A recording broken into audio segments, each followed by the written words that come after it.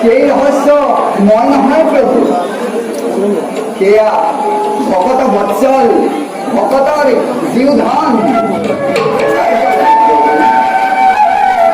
বাৰু প্ৰভু কওকচোন, আপোনাৰ ভক্তগণে ৰাজ্য ধন সম্পত্তি সকলো ত্যাগ কৰি বনলৈ কৰিছে গমন,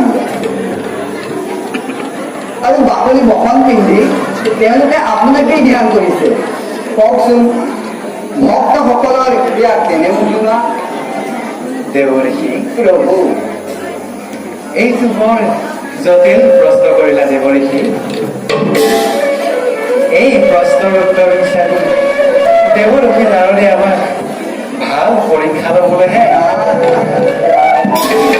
কিন্তু দেৱঋষি, প্ৰভু এই প্ৰশ্নৰ উত্তৰ দেখোন তোমাৰ সম্পূৰ্ণ জ্ঞাত। নাই নাই প্ৰভু, এই প্ৰশ্নৰ উত্তৰ আপোনাৰ বাহিৰে কাৰোৰে ওচৰত নাই প্ৰভু। কাৰণ এই প্ৰশ্নৰ উত্তৰ বিচাৰি মই জিতেন্দ্ৰীয় মহাদেৱ শিৱ আৰু প্ৰজাপতিৰ ওচৰতো বিমুখ হৈ আপোনাৰ সমীপে উপস্থিত হৈছিল। আৰু এতিয়া যদি এই প্ৰশ্ন স্বয়ং ভূপতিয়ে নিদিয়ে তেন্তে কাৰ ওচৰত বিচাৰি যাম প্ৰভু? দেৱঋষি, প্ৰভু এই প্ৰশ্নৰ উত্তৰ দিয়া ক্ষমতা কেৱল মোৰ ভক্তবৃন্দৰহে আছে।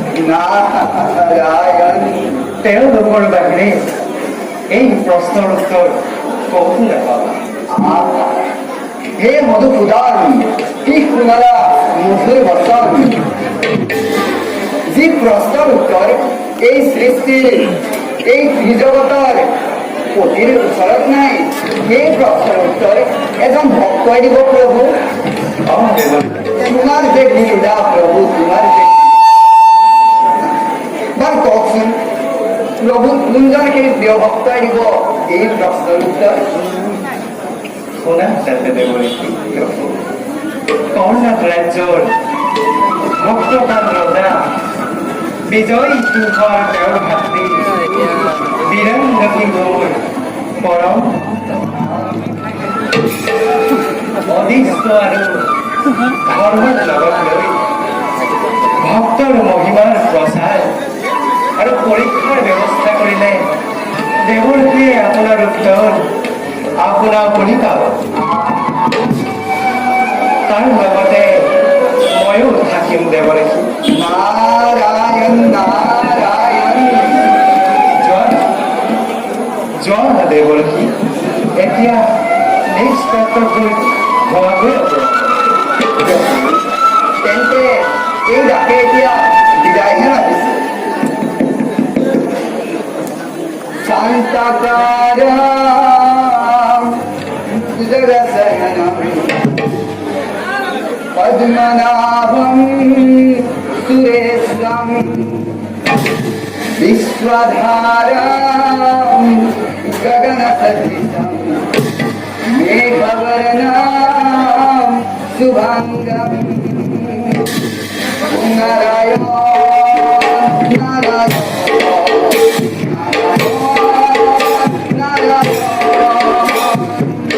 लक्ष्मीकान्तं कमलनयनं मेघवर्णं शुभांगं विश्वधारं गगनसदृशं मेघवर्णं शुभांगं नारायण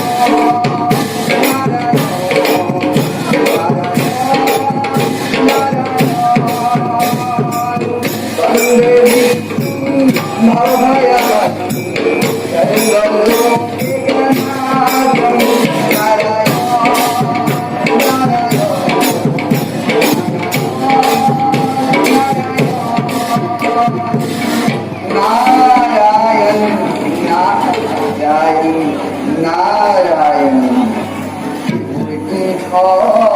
ভগবানে দেখিলু নয়নে প্রভুনারায়ণ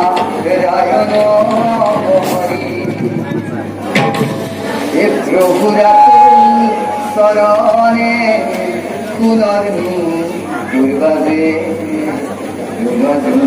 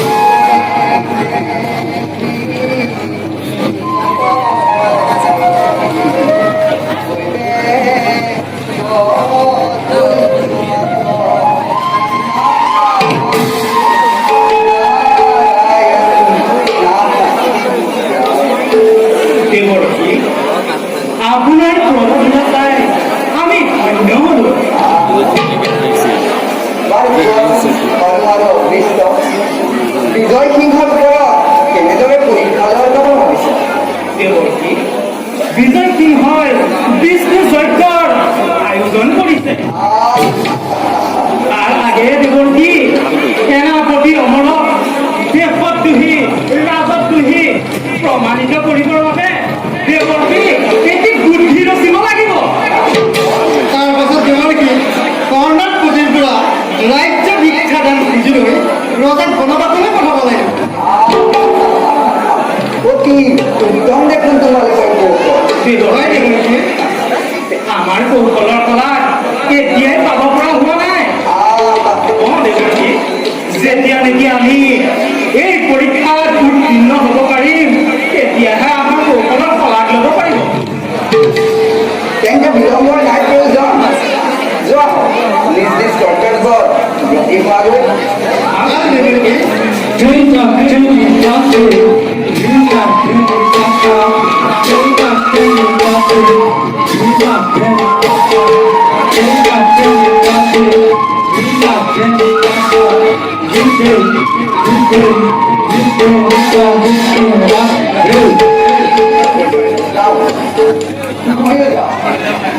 বিজয় সিংহৰ পৰীক্ষা উপভোগ কৰিবলৈ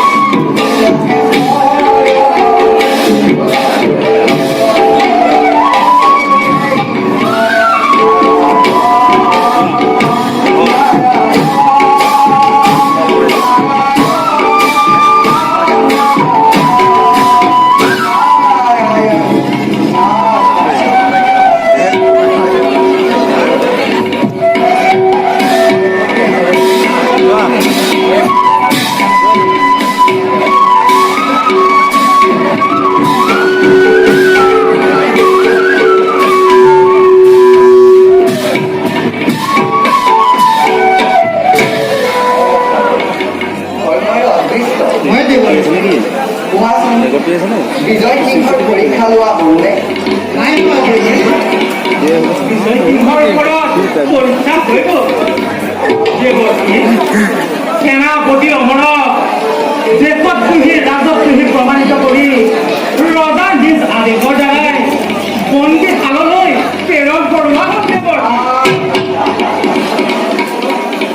কোৱাচোন বিজয় সিংহক ৰাজ্যচ্যুত কৰিবৰ কাৰণে ৰাজ্যদান লোৱাৰ কথা আছে হ'লে বাৰু সেই কাৰ্য সম্ভৱ নাই হোৱা জীৱনটি তচিলৰ কি হৈ যোৱাৰ আশা দেখিছোঁ বিজয় সিংহই জানো ৰাজ্যদান কৰিব নিশ্চয় কৰিব ৰজা বিজয় সিংহ দানী গুণী ধৰ্ম পৰায়ণী আৰু দয়ালু তেওঁ প্ৰাণ গলেও কাকো বিমুখ নকৰে দেৱন্তী কি বিধেৰে বিজয় সিংহৰ পৰা ৰাজ্য জন্মোৱা হ'ব শুনা তেন্তে তোমালোক দুয়োৱে বিজয় সিংহৰ ৰাজ্যসভাত বামুণ বেশেৰে গৈ ৰাজাক সত্যত আবদ্ধ কৰাই ল'ব পাৰিলেই বাকী সকলো অনায়াসে হৈ যাব তেন্তে যোৱা পলম নকৰি নিজ কাৰ্যত ব্ৰতী হোৱাগৈ দেৱন্তী আমি তেওঁ নিজ কৰ্তব্যত হওক